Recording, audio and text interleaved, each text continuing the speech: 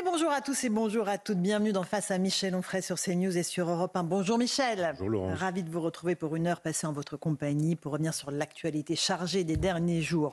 Le Big Bang, Michel, est venu cette semaine des États-Unis où Donald Trump a été élu haut la main face à Kamala Harris, la candidate démocrate que tous les médias donnaient pourtant archi-favorite. Que s'est-il passé pour que nos élites n'aient rien vu venir? Pourquoi en France aussi les médias ont-ils tous fait, ou presque, la campagne de Mme Harris en ostracisant à qui mieux Donald Trump et en le traitant de fasciste? On va y revenir avec vous. On se posera aussi cette question, Michel Onfray. S'agit-il d'une révolte du peuple américain contre ses élites politiques dont il estime qu'elles l'ont trahi? Est-ce le triomphe du souverainisme, un mot qui vous est cher? Quelles leçons en tirer aussi pour la France et notre classe politique? On entendra d'ailleurs Emmanuel Macron qui participait cette semaine à un sommet européen en Hongrie chez M. Orban. Le président appelle ses partenaires de l'Union à se réveiller. Il tente de récupérer le leadership alors que l'Allemagne est affaiblie par la crise politique. Il a fait une drôle de comparaison entre les nations carnivores et les nations herbivores. Je suis curieux de savoir ce que vous en pensez. On s'intéressera aussi au rôle du drôle de M. Elon Musk, qui a fait une campagne effrénée pour Donald Trump. Le président de SpaceX était présent au meeting. Il porte des projets pharaoniques pour l'espèce humaine. Ça vous interpelle? Il veut l'emmener sur Mars et nous équiper d'implants neuronaux. Est-ce que c'est un projet civilisationnel ou mégalo? J'attends votre réponse aussi, Michel. Enfin, autre thème dans l'actualité, ces nouvelles agressions antisémites insupportables à Amsterdam, perpétrées par des militants pro-palestiniens contre des supporters israéliens de football venus encourager leur équipe. La résurgence de l'antisémitisme le plus violent en Europe, à la faveur du conflit à Gaza et au Liban, laisse présager des heures sombres pour nos sociétés. Voilà pour le sommaire de ce Face à Michel Onfray. Michel, Donald Trump, ça ne nous a pas échappé, a donc été élu 47e président des États-Unis, déjouant tous les pronostics. On va y revenir. Il a été élu sur 3 idées très simples. 1, rendre sa grandeur à l'Amérique. 2, redonner du pouvoir d'achat à ses concitoyens. Et 3, contrôler les frontières des États-Unis. On va juste l'écouter, remercier ses électeurs, affirmer que c'est un mouvement de fond qu'il a porté au pouvoir. Et puis je vous passe la parole. D'abord Donald Trump. Et je pense qu'on peut dire que c'est le plus grand mouvement politique qui n'ait jamais existé dans notre pays, et même au-delà.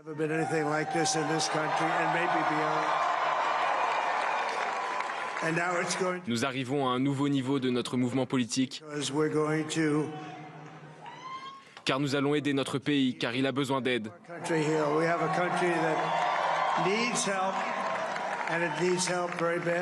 Nous allons nous occuper de la frontière.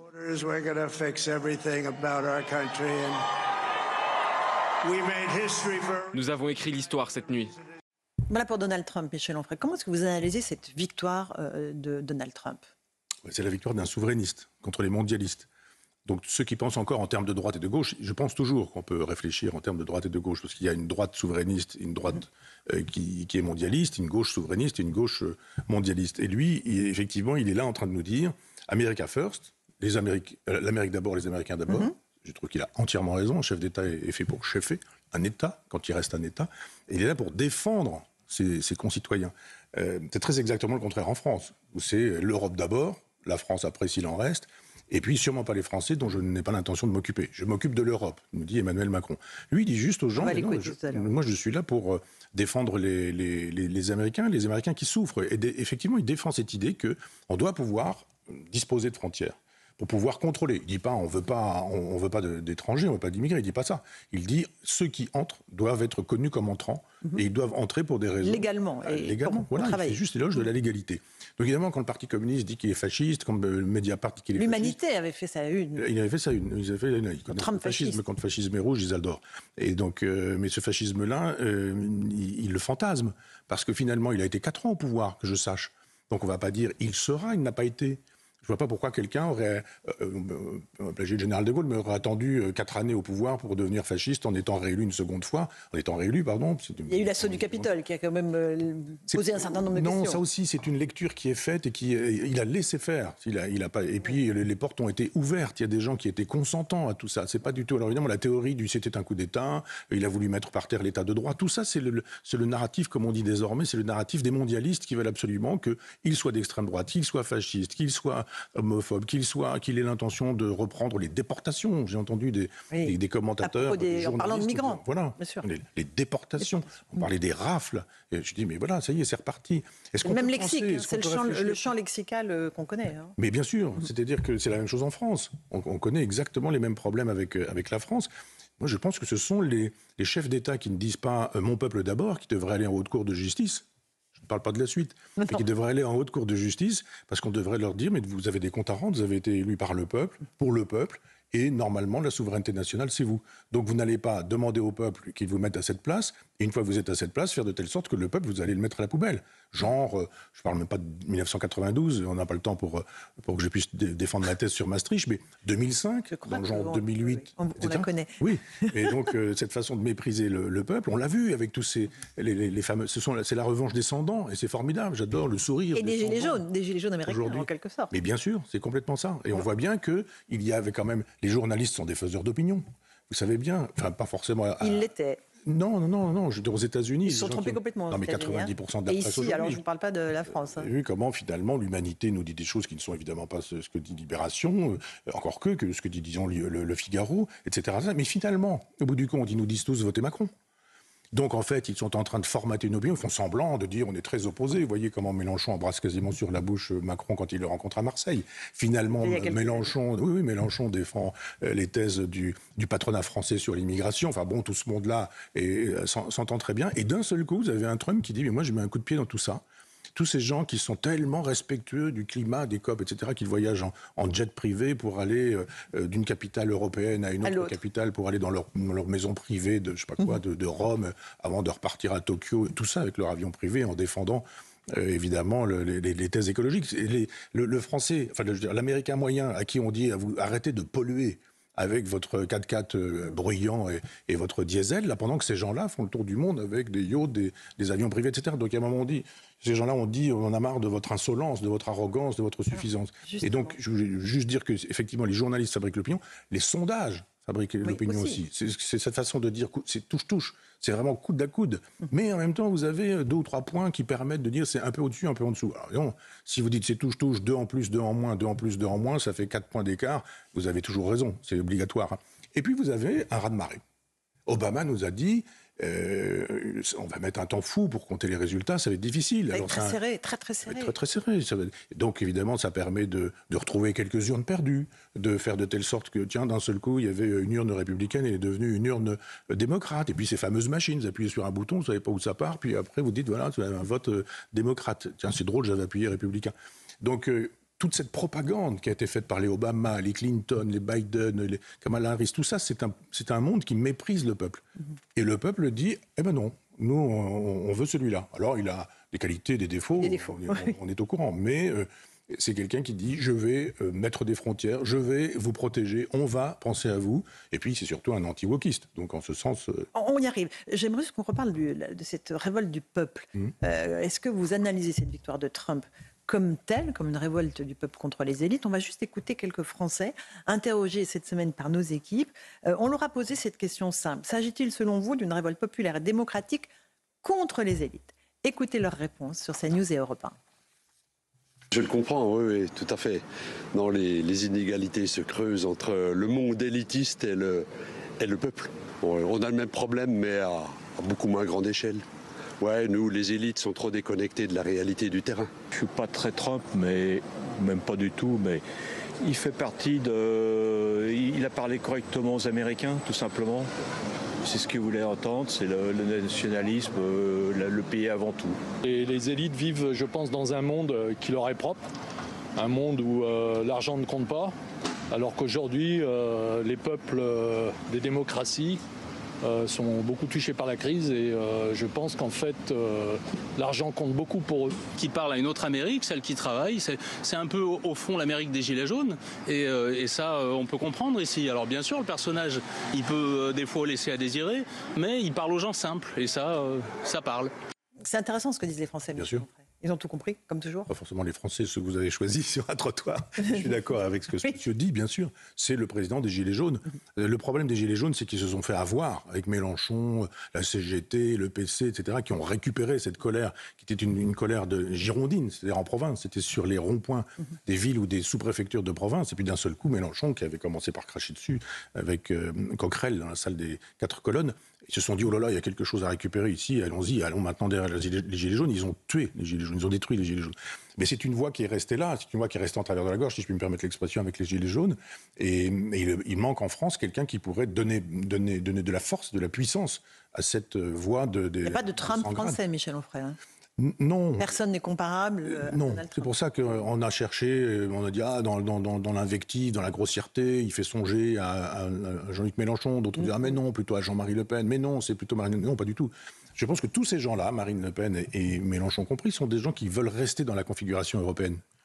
Donc si vous restez dans la configuration européenne, vous n'avez pas le choix d'obéir à la nation française ou au peuple souverain. Vous obéissez à ce que l'Europe vous propose. Donc il faudrait quelqu'un qui dise les Français d'abord, j'en entends aucun le dire, et qui nous dise on va faire une politique qui sera prioritaire pour les Français. On va aider les Français, aimer les Français, c'est le peuple français. Et puis après, si d'autres veulent venir partout de la planète, c'est leur affaire, mais peut-être on leur dira que c'est pas forcément l'hôtel obligatoirement. Et là, je ne vois personne dans les grands candidats susceptibles. Mais c'est peut-être l'heure pour que quelqu'un se lève.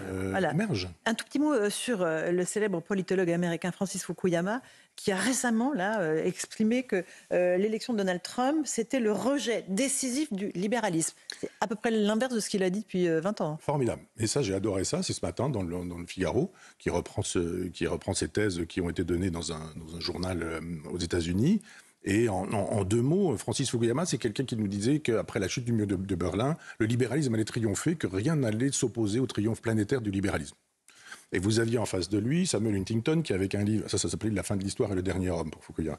Et pour Samuel Huntington, il y avait un autre livre qui était Le choc des civilisations. Et Huntington lui disait non, il y a des blocs de civilisation qui sont des blocs spirituels et religieux.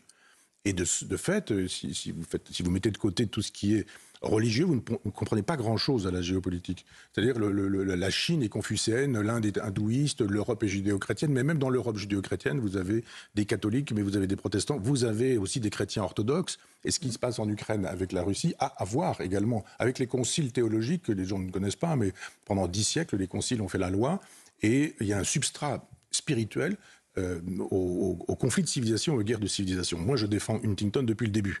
Et je me souviens, j'étais chez Grasset à l'époque, j'étais évidemment un dangereux personnage, puisqu'il fallait absolument défendre Fukuyama, qui était le penseur du libéralisme. Et voilà cet homme qui nous dit Je me suis trompé. Un peu trompé.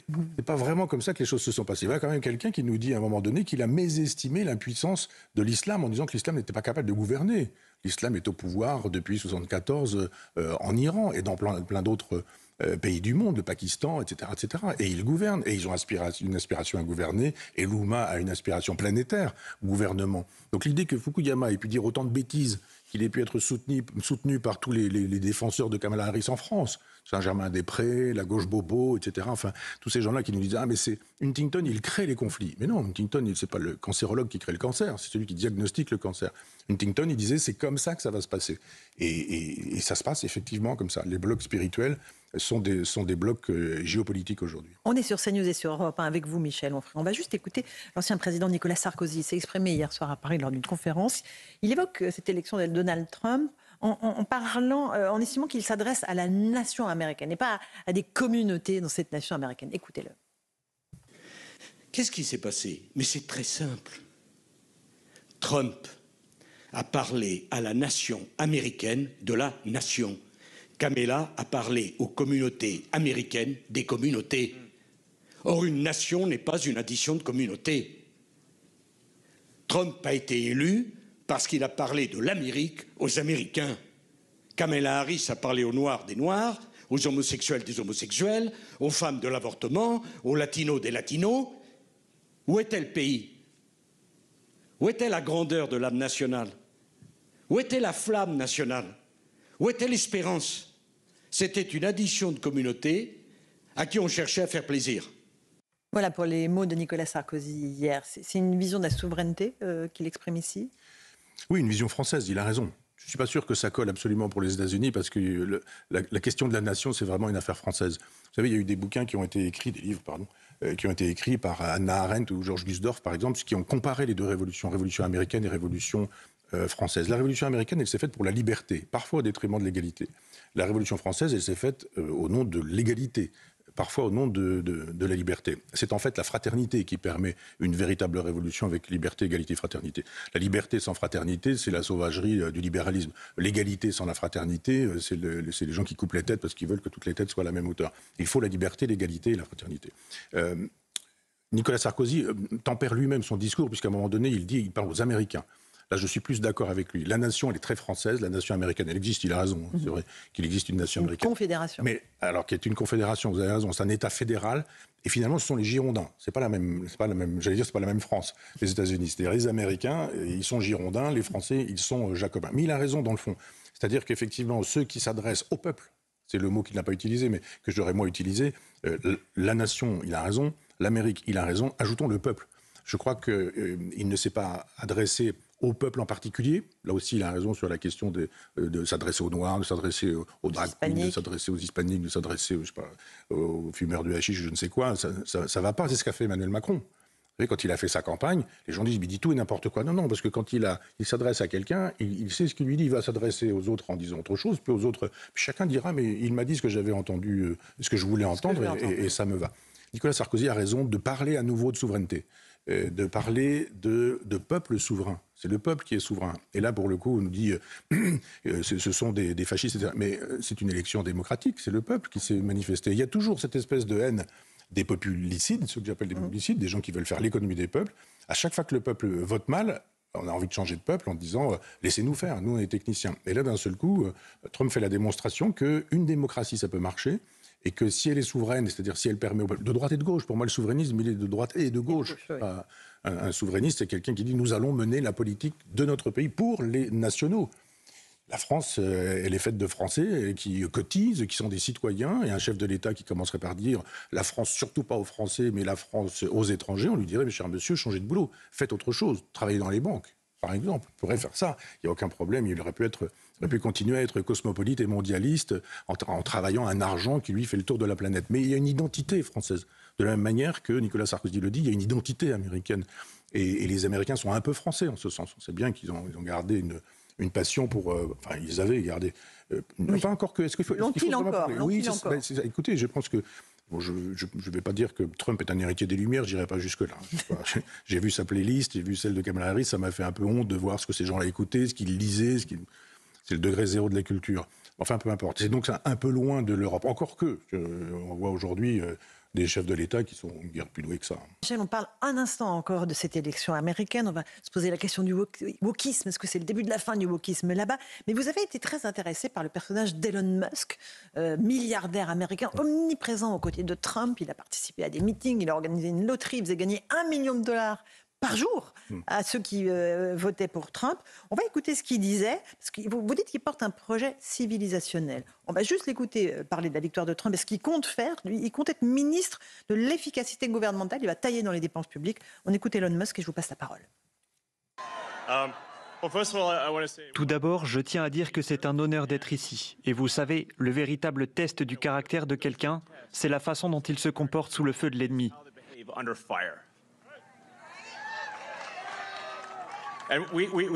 Et nous avons un président qui ne pouvait pas monter un escalier et un autre qui a levé le poing après s'être fait tirer dessus.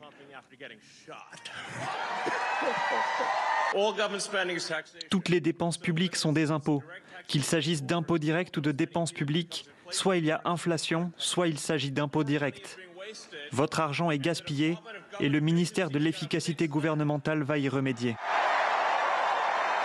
Michel Onfray, voilà pour Elon Musk. Alors bon, sur le fond, sur les dépenses publiques, on va voir ce qu'il va faire. Mais son projet, c'est quoi pour vous? Alors il y a deux projets. Ce projet est récent. Moi, ça fait 3 ans que je lui cours après pour essayer de faire un numéro spécial hors série de Front Populaire. Oui, ce type, c'est Christophe Colomb. C'est un génie. C'est un génie. Mais c'est un fou en même temps. D'accord. Et c'est un chef d'entreprise qui est une brute totale. il a des idées, je sais pas, il doit avoir 10 idées à la seconde, et il peut avoir une idée à 3 heures du matin, et d'un seul coup, sur sa boucle, il envoie ça, il dit maintenant il faut faire ceci, il faut faire cela, j'ai décidé que, etc. Mais il vit dans son bureau, en fait, il n'a pas de maison, il vit dans son bureau. Oui, maintenant, oui. Oui, c'est vraiment un personnage particulier. Et il a un projet civilisationnel. C'est-à-dire que quand il appelle à 3 heures du matin en disant réunion dans mon bureau dans un quart d'heure, il dit mais moi, il faut que je prenne un jet, je ne serai pas là avant 11 heures ou je ne sais quoi, virez. Et puis quand vous arrivez dans la boîte, il n'y en avait plus le pass, et puis si vous y arrivez dans votre bureau, vous n'avez plus rien dans votre bureau, tout a été déménagé. J'ai lu pas mal presque tout ce qui s'est fait en France, il n'y a pas grand-chose sur lui. Et son management est terrible. Terrible. Il se prive de gens géniaux comme ça. Parce que vous pouvez comprendre que quelqu'un ait des difficultés à venir à une réunion, ce n'est pas une raison pour le virer, c'est-à-dire de vous priver de ses talents et de ses compétences. On ne gère pas un État souverain, comme on en parlait tout à l'heure, de cette manière-là. Donc sur ce sujet, je suis sûr qu'il va se brûler les ailes, Elon Musk. Il a par ailleurs un projet civilisationnel. Tesla, c'est lui, comme vous savez. SpaceX, c'est lui, c'est-à-dire les fusées qui s'en vont sur la Lune pour aller au-delà, enfin vers la Lune. Pour aller au-delà, lui, son propos, c'est d'aller sur Mars un jour. Et ce bras articulé qui a récupéré la méga fusée incroyable, Starship. C'est incroyable. Puis un type, à chaque fois qu'une de ces fusées explose, dit on a gagné. Et les gens disent mais pourquoi vous avez gagné? Il dit on a gagné parce qu'on a appris des choses, donc on continue. Voilà quelqu'un qui a compris comme Christophe Colomb. Je ne sais pas si Christophe Colomb le savait quand il l'a fait, mais quand on invente la caravelle, le bateau, on rend possible la découverte des Amériques en 1492 et on change totalement le monde. Lui, il a compris qu'il y avait effectivement un réchauffement climatique, qu'il était en relation avec ce que l'astrophysique nous enseigne, pas avec ce que les bobos écolos nous enseignent ou le GIEC. C'est-à-dire qu'il y a des cycles de réchauffement et de refroidissement de la planète depuis que la planète existe et indépendamment des hommes. C'est-à-dire que vous avez la création du monde, vous avez aujourd'hui, et l'homme, il est arrivé très à la fin. Mais l'homme a un impact sur l'environnement. Il a un impact. Donc c'est indéniable. C'est indéniable, simplement on ne l'a pas mesuré.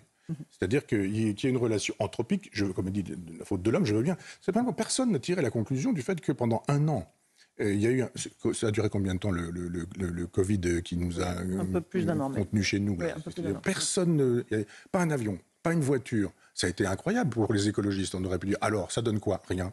Il n'y a pas eu d'avion pendant un an, Michel. Non, mais je pendant dirais, quelques semaines. Oui, mais enfin, on peut mesurer. C'est encore un autre débat. Non, c'est un autre débat.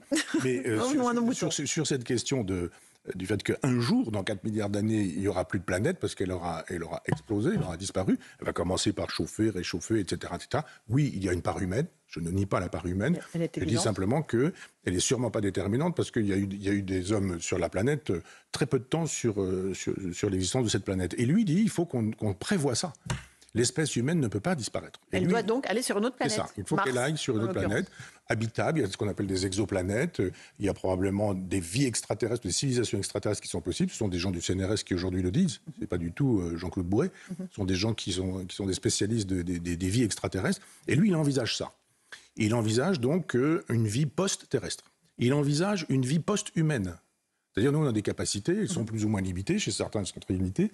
Et puis, lui, il dit, mais on a la possibilité aujourd'hui de pucer le cerveau. Et le puçage, très simple à faire. Des implants de Neuralink. Faites un implant, et à ce moment-là, vous pouvez augmenter le cerveau. Si c'est avec les sottises de Wikipédia, vous imaginez ce que ça va donner, quoi. C'est-à-dire, d'un seul coup, vous posez une question à quelqu'un, et c'est Wikipédia qui répond à sa place. Ah, c'est terrible. Eh oui. Et donc, l'intelligence artificielle, c'est aussi ça. Vous avez choisi il y a quelque temps l'image d'une espèce de bras articulé qui joue du violoncelle. Là, c'est une mécanique totale. Voilà. Oui, c'est l'intelligence artificielle. Et lui, c'est l'homme de Neuralink, de l'intelligence artificielle. Tesla, c'est juste fait pour pucer tout le monde, enfin pour suivre tout le monde à partir de notre téléphone portable et du puçage qu'on va, etc., etc. Lui, c'est une civilisation qu'il veut faire. Là, il a quelqu'un qui est très sensible à la folie d'Elon Musk. Je parle de Trump. Parce qu'à une époque, Trump, il dit les voitures électriques, c'est n'importe quoi. Là, Musk est avec lui, donc il défend désormais les voitures électriques. Si l'autre lui parle de son projet civilisationnel, ce qui va être le cas, Trump, il va dire, et moi j'ai 4 ans pour faire avancer ce projet civilisationnel. Je le dis depuis le début, la civilisation qui est la nôtre et qui s'effondre va être remplacée par une autre civilisation dont je dis qu'il est l'homme-lige, Musk. Et donc là, il part pour 4 ans. Moi, je pense qu'il ne va pas durer 4 ans parce que ça va clasher entre les deux hommes, qu'on ne vire pas des gens comme ça qui travaillent comme on le fait dans des entreprises américaines. Mais on verra ce qu'ils feront l'un et l'autre sur le terrain de la civilisation. Michel Onfray, on est face à Onfray sur CNews et Europe 1. Un tout petit mot sur le wokisme. Est-ce que cette élection de Trump, c'est le signal pour vous du déclin du wokisme, du moins aux États-Unis? Parce que je pense que malheureusement, ce ne sera pas le cas en Europe. Je pense déjà que tous ces wokistes qui ne vivent qu'avec des subventions publiques ne vont plus avoir de subventions publiques. Regardez le budget de la mairie de Paris. Vous avez un tas de gens qui sont ultra minoritaires. Moi, je n'ai rien contre les queers, contre les homosexuels, contre tous les minoritaires, mais ils sont juste minoritaires. Donc, ils doivent recevoir ce qu'ils doivent, pas plus, pas au-delà. Sinon, ça s'appelle des privilèges. Et je rappelle que la Révolution française s'est faite, chez des gens qui la célèbrent aujourd'hui, pour l'abolition des privilèges, mais qui sont tout à fait pour la conservation d'un certain nombre de privilèges. Moi, je suis pour le peuple souverain. On demande au peuple, le peuple dit ce qu'il en pense, et puis on gère les minorités comme des minorités. La tyrannie des minorités, ça s'appelle la dictature. Donc les minorités ne doivent pas être jetées à la poubelle et considérées comme négligeables. Avoir tous les droits. Elles ne sont pas les marges, mais elles ne sont pas le centre. Qui sont les leurs. Et donc lui, il nous fait savoir que Trump, que de fait, on a toujours le droit de penser en termes LGBT, minorité, racisé, racialisation, etc. On a le droit, mais que peut-être il n'y aura pas de subvention d'État pour ces idéologies, que peut-être elles n'entreront pas non plus dans les écoles. Mais rappelons que les États-Unis, c'est un État fédéral et que les États ont la possibilité de gérer l'avortement, la peine de mort, l'éducation, les contenus, etc. etc. Donc c'est une société girondine, la société américaine. Michel Onfray, on va parler des relations compliquées entre Emmanuel Macron et Donald Trump. Elles ont été compliquées lors du premier mandat, notamment d'Emmanuel Macron. Ils se sont parlé très très vite après l'élection de Donald Trump. Je crois qu'Emmanuel Macron était le premier chef d'État à le féliciter. On va écouter ce qu'a dit le président français. Il était cette semaine en déplacement en Hongrie, avec les autres chefs d'État européens. Il tente, on le voit bien, de reprendre le leadership européen, parce que c'est vrai qu'il faut que les Européens se réveillent face à l'Amérique qui était déjà hégémonique, mais qui va devenir sans doute encore plus. On va écouter, alors il y a deux choses différentes sur ce qu'il dit, mais j'aimerais qu'on écoute la partie sur les herbivores et les carnivores. Il fait une drôle de comparaison en parlant des nations herbivores, des nations carnivores. Écoutez-le, vous allez me dire ensuite ce que vous en pensez. Au fond, pour moi, c'est simple. Le monde est fait d'herbivores et de carnivores. Si on décide de rester des herbivores, les carnivores gagneront. Et nous serons un marché pour eux. Je pense qu'au moins, ce serait pas mal de choisir d'être des omnivores.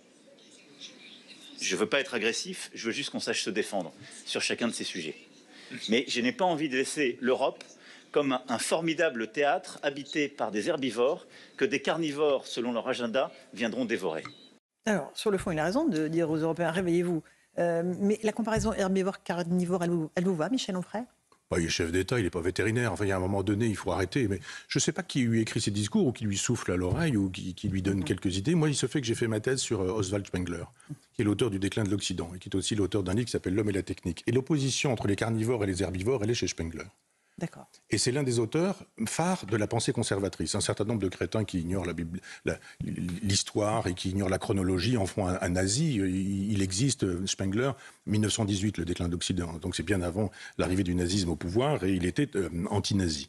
Mais il n'empêche qu'il va chercher ses références chez un philosophe qui sont très mauvais, comme disent tous ces gens qui ont la métaphore olfactive assez facile, à gauche, qui sont très mauvais. Aller chercher Spengler, qui est un homme qui faisait l'éloge de l'apartheid en Afrique du Sud, qui faisait l'éloge de Cecil Rhodes et du colonialisme, etc.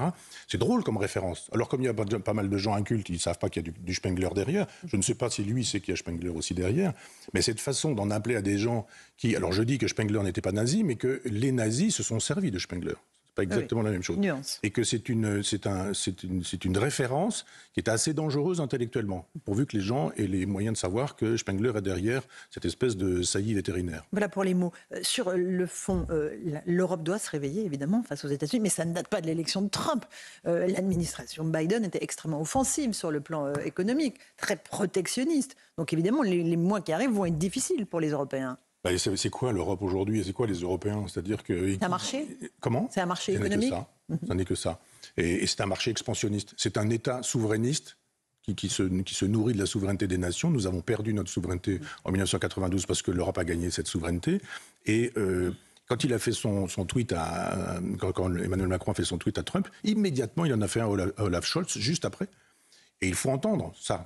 C'était comme l'avers et le revers de la même médaille. C'est-à-dire, il nous dit, président, je vous salue parce que vous êtes élu. Il ne peut pas faire le moins, c'est le minimum vital. Et puis derrière, il dit à l'Europe, il faudrait peut-être qu'on gagne parce que là, pour le coup, les rapports avec lui, ça ne va pas être exactement la même chose.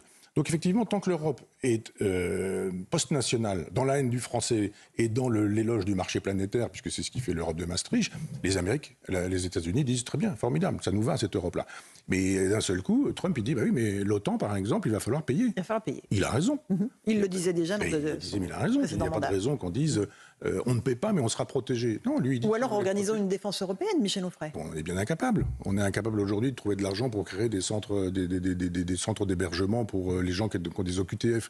On ne va pas commencer à acheter du matériel militaire, d'autant que... Ou à mutualiser du matériel militaire. Je rappelle que l'Allemagne, qui pilote l'Europe depuis un certain temps, depuis Mitterrand, et quand il a fallu acheter des avions, elle a acheté des avions américains, elle n'a pas acheté des Rafales, elle n'a pas acheté des avions qui procédaient de la technologie franco-européenne. On dira ça a été la même chose quand il s'agissait de trouver des masques au moment du Covid.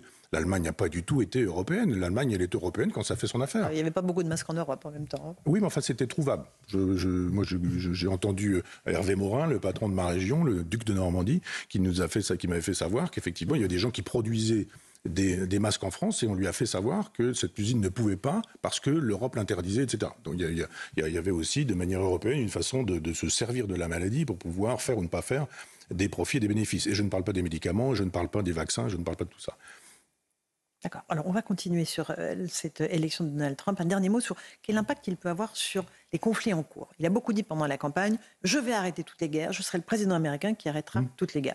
1 sur l'Ukraine, 2 sur Israël. Il peut faire quelque chose, selon vous, Michel Onfray ? Oui, en Ukraine, s'il dit je ne donne plus d'argent aux États-Unis à l'Ukraine, l'Ukraine, elle se fait envahir et manger tout cru. Et puis, je pense que Zelensky aurait dû ne plus être chef de l'État. Il aurait dû être... il était soumis à des élections. Je crois que c'était en janvier. Enfin, il a perdu théoriquement, légalement, le pouvoir. Il a dû organiser des élections. Enfin, il est toujours là, indépendamment des lois de la démocratie. Oui, alors. Et le peuple, c'est quoi ?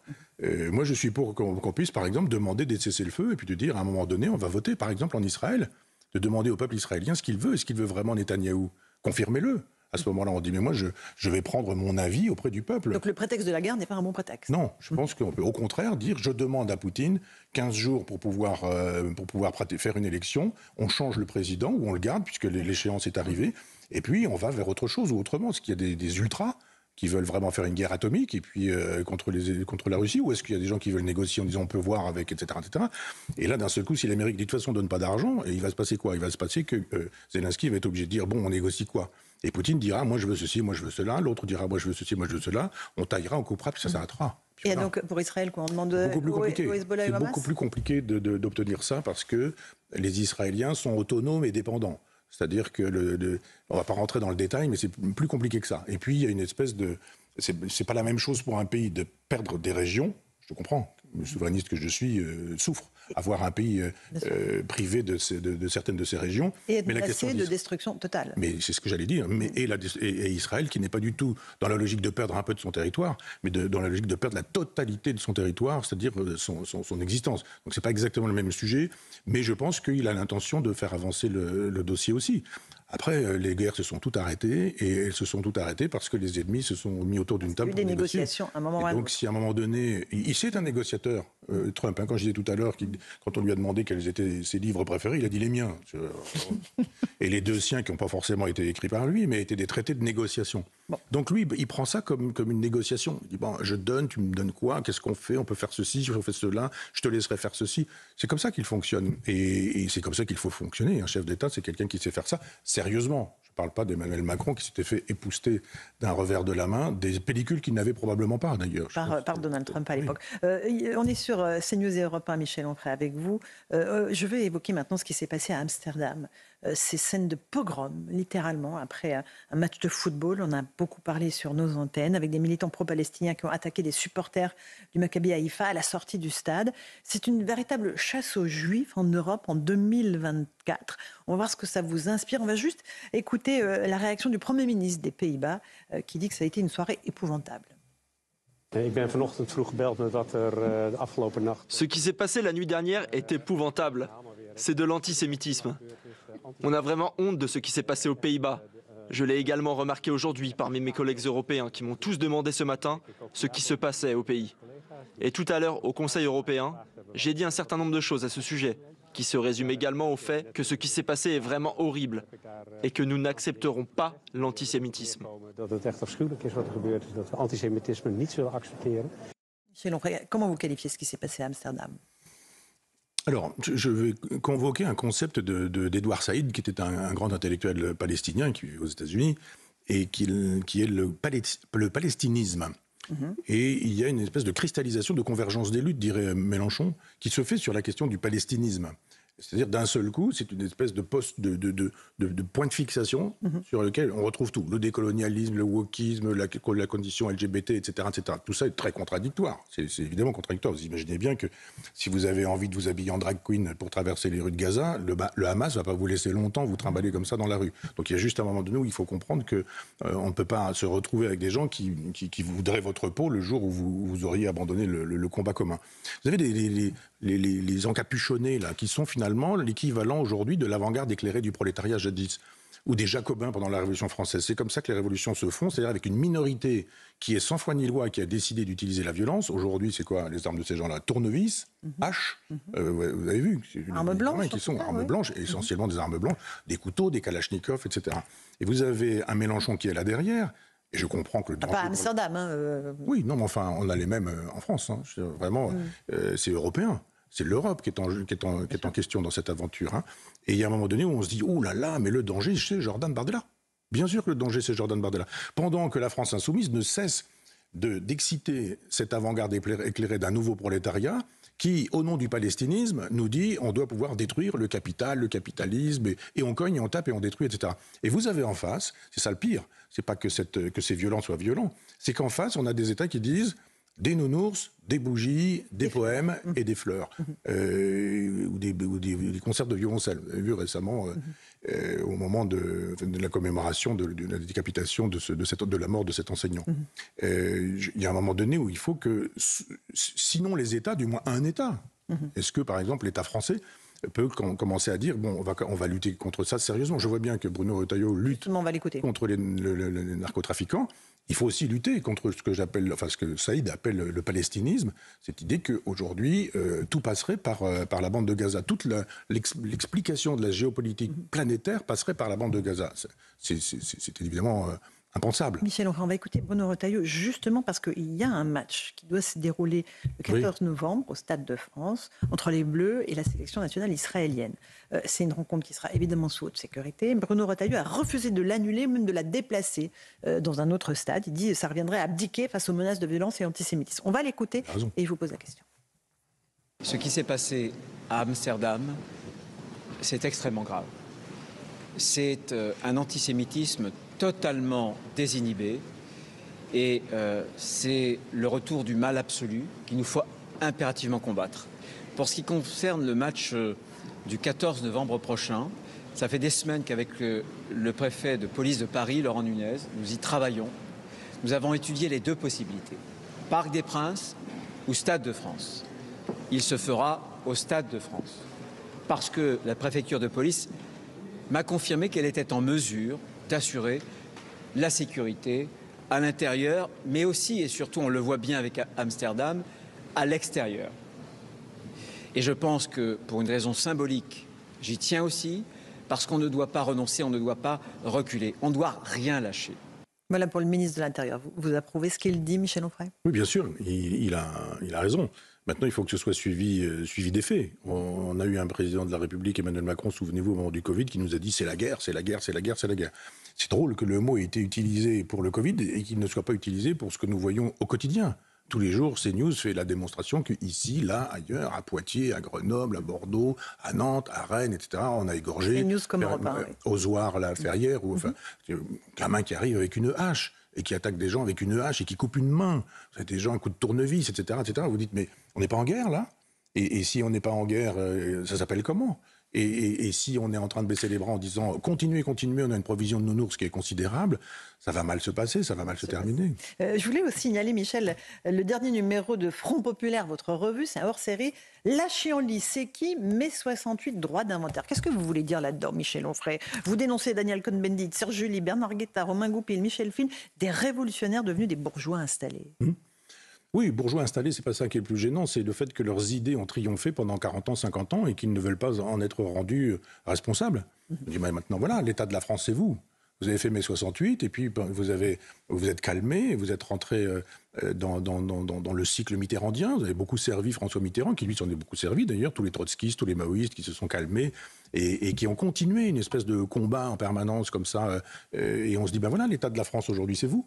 Donc rendez des comptes. Et quand le général de Gaulle dit la chienlit, on va pas parler du général de Gaulle. On va parler parce que... On en parlera parce que... Mais bon, c'est la date anniversaire. C'est l'anniversaire de son aujourd'hui. décès. Mais quand le général de Gaulle parle de la chienlit, il dit quelque chose d'assez juste. Le mouvement négateur est compréhensible. Mai 68, on peut comprendre. Les femmes se sont mises à parler autrement, les hommes se sont mis à parler autrement à leurs épouses, les hommes aux femmes, les patrons à leurs ouvriers, les professeurs à leurs enseignés, et les enseignants aux enseignés. Et c'était très bien. Ça, c'était très bien.